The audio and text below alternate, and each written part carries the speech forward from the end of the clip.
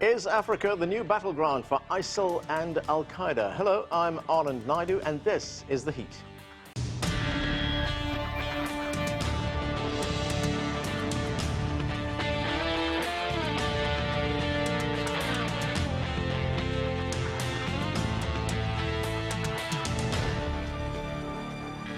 The Horn of Africa once again rocked by deadly violence. On Monday, at least 12 people were killed when a bomb exploded at a crowded shopping mall in Somalia's capital, Mogadishu. The militant group al-Shabab claimed responsibility for the deadly attack. Somalia's homegrown terrorist group has also been unleashing violence in neighboring Kenya. Just last month, gunmen stormed the luxury Dusit Hotel in an assault that left more than 20 people dead. Despite attempts by African Union and American forces to contain the militant groups, a recent surge in violence shows that Boko Haram and al-Shabab still remain a serious threat to the continent. For more on the changing face of terrorism in Africa, let's go to our panel. Akinola Olojo joins us from Johannesburg in South Africa. He's a senior researcher in transnational threats and international crime at the Institute for Security Studies. From London, we're joined by Mary Harper. She's the Africa editor with the BBC World Service. With us here in Washington is Dan Joseph, co-author of the book Inside Al-Shabaab, The Secret History of Al-Qaeda's Most Powerful Ally. And joining us from Nairobi in Kenya is Halima Gikandi. She's an independent journalist covering security, politics and human rights in East Africa. Thank you to all of you for joining us. Let's start with Akinola in Johannesburg. Akinola, we look across at East and West Africa, a number of attacks taking place there, terrorist attacks. In East Africa, Al-Shabaab very active, taking responsibility for a number of very deadly attacks. And in West Africa, Boko Haram continues its reign of terror. If we look more broadly at this, at the big picture, how big a threat do these groups pose to stability in these parts of Africa? Thank you for having me. That's a very important question. Let's start with the data. The latest Global Terrorism Index, which was published just late last year, actually indicated that Al-Shabaab and Boko Haram are two among the four deadliest terror groups. So we find that in the Horn of Africa, Al-Shabaab has been responsible for around 1,457 attacks in 2018 compared to the preceding year. We find that Al-Shabaab as well has been responsible for also a number of incidents, also, most especially in January when we saw the attack in Nairobi. In the Lake Chad Basin countries such as Nigeria, Boko Haram, of course, we aren't just referring to just one group now. We're talking about two factions. The first one, which is led by Abubakar Shekau, and of course the other one, which appears to be even deadlier, led by Abu Musab al-Banawi, which is referred to as the Islamic State West Africa province. So we find a dual threat in that part of the continent. And we also see that in 2018, according to the Africa Center for Strategic Studies, that the Islamic State West Africa province was responsible for terror events that more than tripled in 2018 compared to 2017. And around 58% of fatalities in 2018 were linked to this particular faction. Right. So it's a threat that has multiple sides to it, and I think one that is a cause for worry. Okay. Mary Harper, what are the root causes of this violence that we are seeing both in East and West Africa? What's driving the violence, and what are these groups trying to achieve?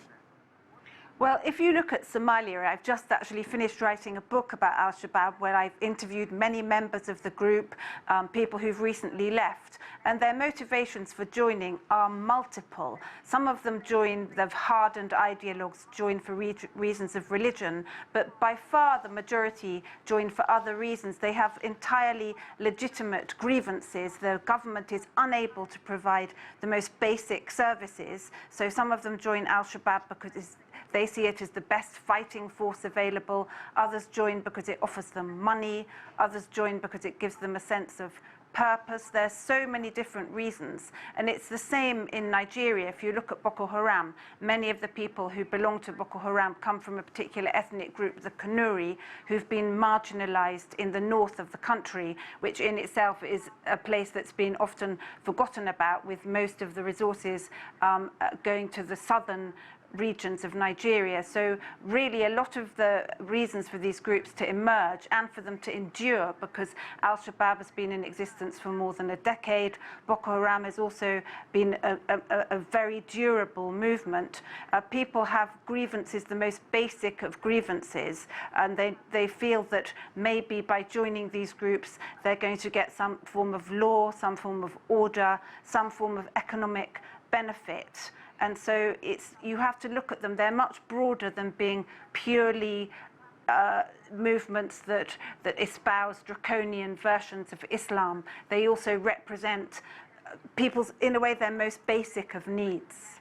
And there also have been instances, Mary, where boys, in fact, have been actually forced to take up arms on behalf of these groups. Yes, if you look at both of those groups, if you look at Boko Haram, they abduct people from schools. A lot of attention goes on the girls that have been abducted from their boarding schools, but many, many boys are also taken. Al-Shabaab as well, it goes to schools, it goes to people's homes, it goes to boys playing football, it gathers girls as well and forces them to join, forces them not only to fight for the movement, but some of the girls become brides, they become cleaners, they become porters, they become informants, they become spies. So there's lots of different roles, and many, many people who join are forced to do so against their will, even though al-Shabaab vehemently denies that it does forcibly recruit people. But there's so much evidence to the contrary. Right. Halima Gakandi, there have been a number of very deadly attacks in Kenya. Of course, the most notorious of them was that attack a few years back at the Westgate shopping mall, but there have been other attacks as well. Why is Kenya being targeted? Sure. So Kenya's being targeted for a number of reasons. It's been targeted since Kenya gave troops to part of the AMISOM's forces and contributed their troops to the effort against al-Shabaab in Somalia. But since then, Kenya continues to be the target of attacks in the north on the coast. One thing that makes Kenya a large target is that it's the center of international life and presence in the region. You have a number of foreign nationals, a number of foreign companies.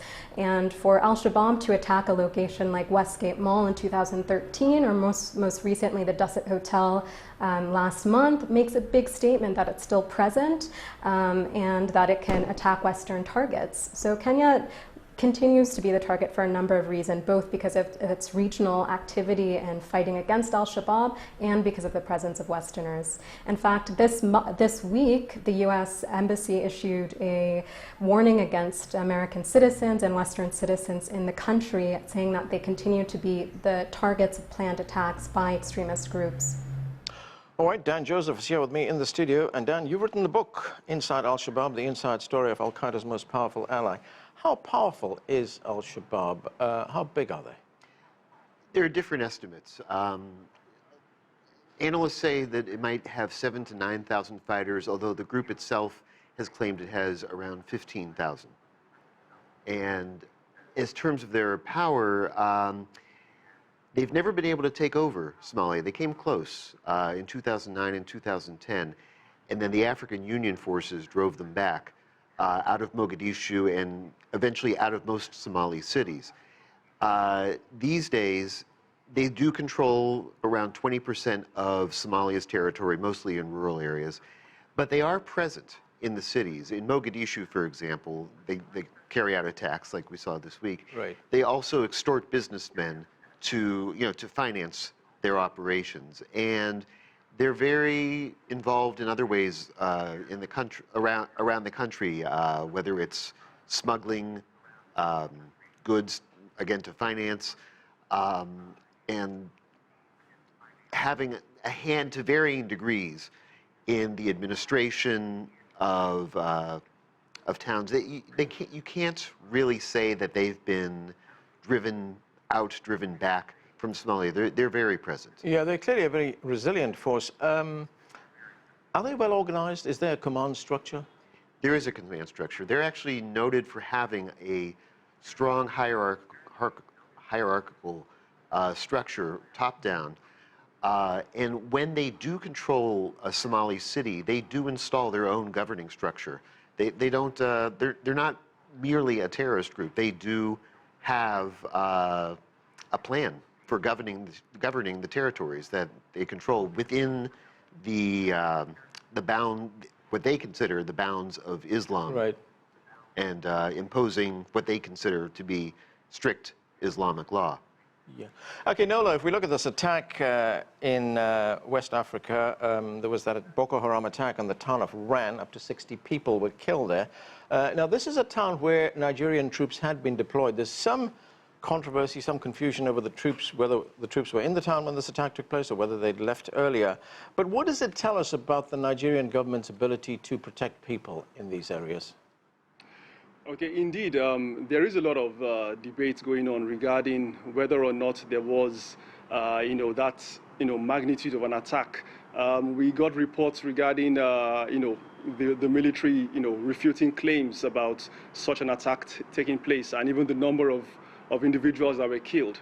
But I think going beyond that, that debate, we do know that the multinational joint task force has been present in the Lake Chad Basin countries, Nigeria, Chad, Cameroon, Niger, and there has been a lot of activity, the use of force, most especially being employed against Boko Haram and its breakaway faction. But I think the important point to note here is that even though efforts have been made, the fact that we are still seeing the same trend, occurring, the back-to-back attacks, especially since July 2018, it calls to question, the need for having a more comprehensive approach. Perhaps we need to consider other dimensions, in addressing this crisis and go beyond the use of military might. So, for instance, we need to begin to discuss about the criminal justice context and how, counterterrorism operations can be guided by the rule of law, because we do know that exactly 10 years ago, in 2009, one of the reasons why the Boko Haram crisis escalated was because of the extrajudicial killing of the first leader of the group, Mohammed Yusuf. So these are very important things. We need to begin to address the root causes of the crisis, which was hinted at by one of the speakers, Mary Harper, earlier. Looking at that aspect also is very important, the deprivation factors. We need to begin to look at things such as the ideological dimension. Even if you solve poverty, even if you solve governance challenges, there is a very ideological component to this. And I think when we look at the efforts of the government of Nigeria, we can see an evolution in terms of the strategic thinking around these issues. We may not be seeing results immediately, but there is actually an existing national action plan on preventing and countering violent extremism. And this was launched in November 2017. And this plan actually has 4 components, which actually touch on the rule of law, touching on issues of strategic communications, resilience building and community engagement, interagency coordination and strengthening institutions. So the question is, while there is a national action plan and while the military is there, to what extent are these national action plans being implemented?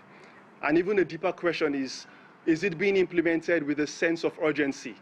One of the speakers mentioned something about Kenya, and indeed even the Kenyan government has invested, and there is also a national strategy. But right. Are these strategies being implemented with a sense of urgency?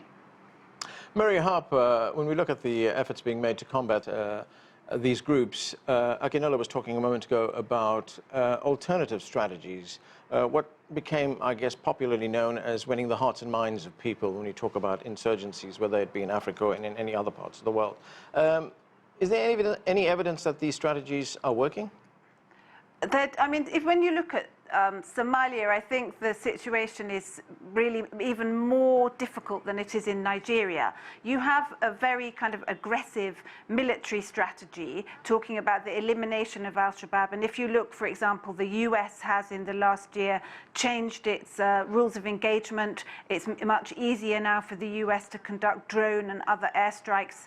And they carry out so many strikes, many of which now they don't even report, and done by different groups of the US administration, so it's very difficult to even monitor how many people they kill and how many strikes they conduct. But that doesn't seem to have really made any difference in terms of al-Shabaab's strength. In some ways, every time the US carries out a drone strike on Somali soil, it probably encourages a whole bunch of other people to join al-Shabaab.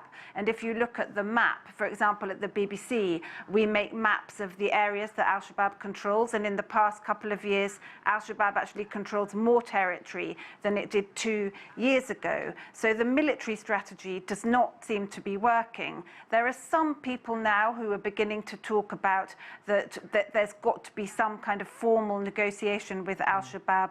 There's efforts to bring in different defectors, like high-level defectors, medium-level defectors, and low-level people. But the strategy is so confused that there doesn't really seem to be any concerted, joint Somali and international plan to deal with the problem. You've got so many different foreign powers involved in Somalia, lots of different Somali administrations, regional and federal, that in a way al-Shabaab can take advantage of this and continue to hold territory and to not only stage attacks in places like Mogadishu, but to impose taxes, to distribute arms to poor people, to dispense justice. Many people I know in Mogadishu, they use al-Shabaab courts because they say they're much more reliable, less corrupt, and more likely to actually come to some kind of conclusion than the government courts. So it's really, it feels like any kind of effort to a proper serious effort to do anything about al-Shabaab in Somalia is something that is not anywhere in existence. Halima Gekandi, what kind of impact are these attacks having in Kenya, especially on in its tourism industry? That's a vital industry for Kenya. Yes, they're having a huge impact. Tourism constitutes about 25% of Kenya's GDP. About 60% of tourism visits are on the coast, on Kenya's beautiful beaches. So especially you saw in 2014 and in 2015, the tourism industry suffered a major loss after attacks in Westgate. There was an attack where over 140 people were killed in Garissa University up in the north. You saw losses, you saw paychecks cut and staffing. So it's a huge issue for Kenya. What's notable, however, is that after the Dusit attack last year, you had a number of foreign firms committing that they would stay in Kenya. For example, General Electric said that it would stay in Kenya. So although historically there's been a hit to the tourism industry, especially after travel advisories are posted from foreign governments, we're seeing this time around that maybe the hit might not be as hard following last month's attack, but it's always on the minds of Kenya and those in the tourism industry. Dan Joseph, Al-Shabaab, Boko Haram, these groups have access to weapons, they have access to money. In fact, the Wilson Center pointed out that Boko Haram has an operating budget of $10 million annually. Where is that coming? And are there any efforts being made to choke off these supply routes and the money that's coming through? Well, I just want to point out that Al-Shabaab's operating budget has been estimated to be significantly higher, possibly as high as the $100 million range. In Al-Shabaab's case, they take it from, like I said, from businessmen. They're extorting, and they impose taxes on truck drivers who are transporting goods throughout the country. In Boko Haram's case, I think they're doing similar types of activities, and also kidnapping. A lot of the Chibok girls are the most famous, but they routinely kidnap people and hold them for ransom, and that's how they finance. There are always attempts to choke off these types of activities, but in both cases, especially in Somalia, the government does not have the capability to, or the police, to cover all parts of the country and prevent al-Shabaab from ruling territory and carrying out these kind of crimes. And what this also tells us, Dan, is that they must have some kind of bureaucratic infrastructure to get all this money. Al-Shabaab in particular, they've had a finance chief ever since they were created back in 2006. And they do keep track of expenditures and income, and they do distribute the money in an organized way. When they plan an attack, they take the budget into account. There's a whole planning system for the attacks that sometimes can take a year or two, and it's certainly not just sending 4 people into a hotel and start shooting. They organize it for maximum impact and not to destroy their bottom line.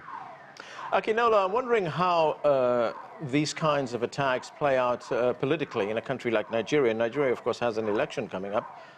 President Muhammadu Buhari is seeking a second term.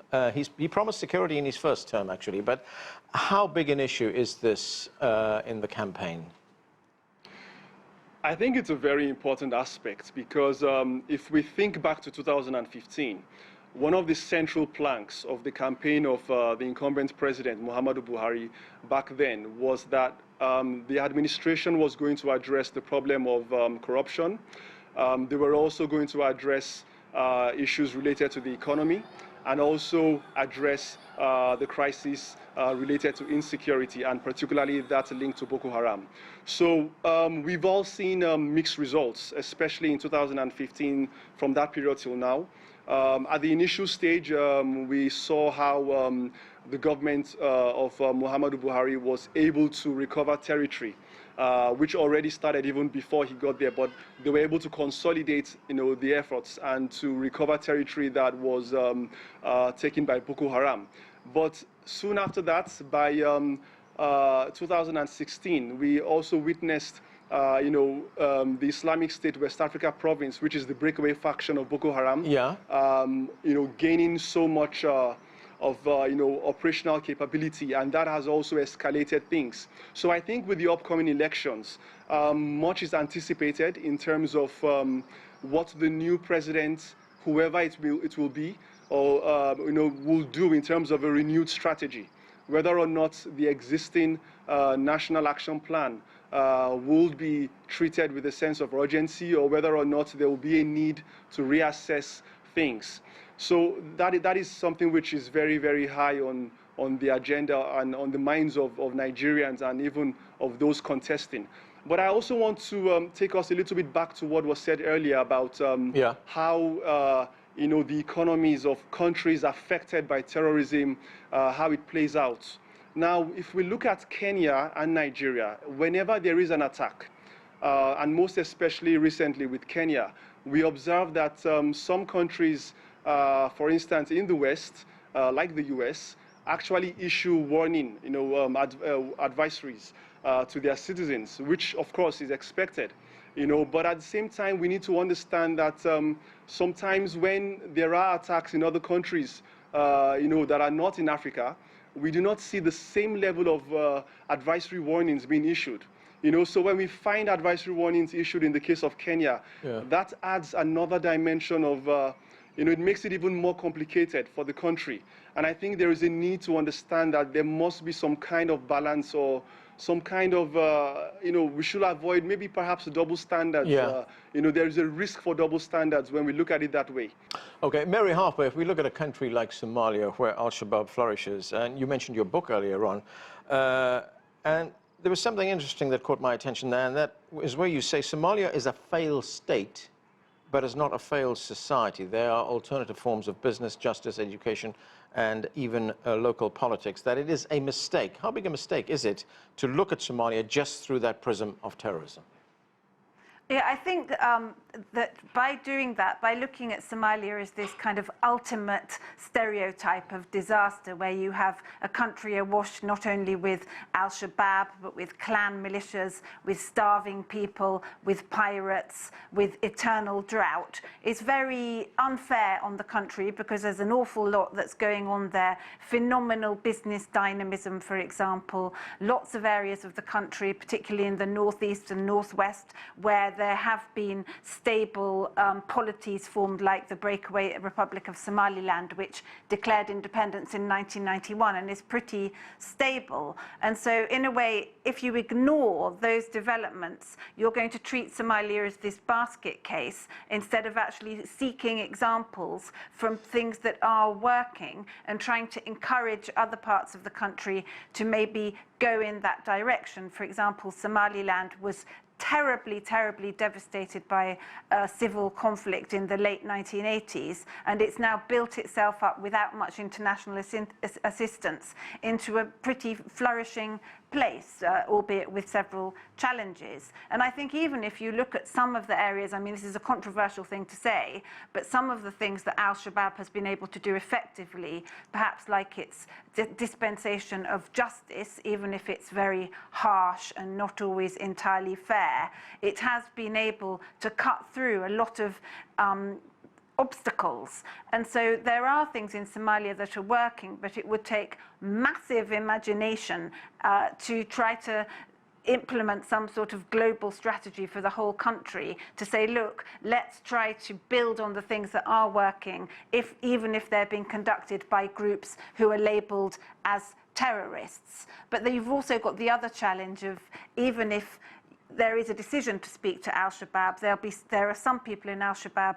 who will absolutely refuse to negotiate. And so that's almost like a dead end, and that's a very difficult avenue to follow if you're going to have very hardline members of al-Shabaab who refuse to be brought in to any form of negotiated settlement. But I suppose in the end, almost all wars end with peace deals, and one would hope that after 30 years of conflict in Somalia, maybe in the next 10, 20 years, there will be some kind of negotiated settlement.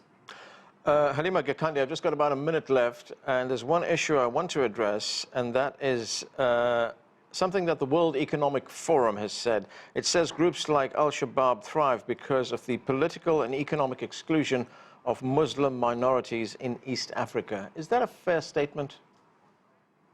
It's almost fair in the sense that economic grievances still seem to be one of the drivers that pushes young people especially into recruitment into the arms of al-Shabaab. One thing I would note is that what we're seeing now is that it's going beyond religion. You're seeing new converts to Islam, people within predominantly Christian areas of central Kenya that are also disappearing, only to be found in Somalia. So I would say economic grievances, especially of young people, seem to be one of the driving forces of radicalization in Kenya and in East Africa broadly.